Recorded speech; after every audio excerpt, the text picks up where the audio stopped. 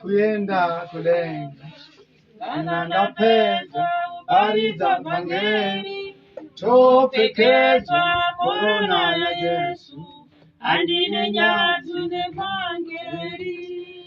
tiri kusuwa kuyenda kulenga kana ndapedza kuparidza vhangeri topekezwa korona ya Yesu andine nyadzi nevhangeri ini andine nyadzi Evangeli rekuti rinoponesa vose vanotenda andine nyadzi nevhangeri ama andine nyadzi nevhangeri nekuti simba raMwari apo rinoponesa vose vanotenda andine nyadzi nevhangeri iro nerimwe zuva torara musango nerimwe zuva torara nenzara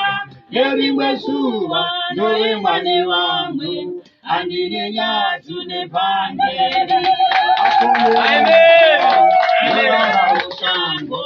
nerimwe zuva torara nenzara nerimwe zuva noremwa nevamwe andine nyadzi nevhangeri iya uyo wakandituma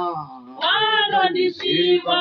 wakandituma vanondichengeta vakandituma vanondisiva andine nyadzi nevhangeri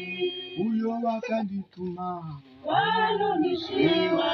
vakandituma vanondichengeta vakandituma vanondisiva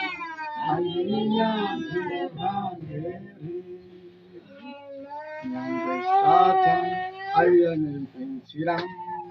kunyangwe nzira rerufu chairo ndichangomira ndakabata kwemuri Ishe Mwari wari pedyo neni kunyangwe Satani aiyanempenzira kunyangwe nzira rerufu chairo ndichangomira ndakabata kwemuri Ishe Mwari wari pedyo neni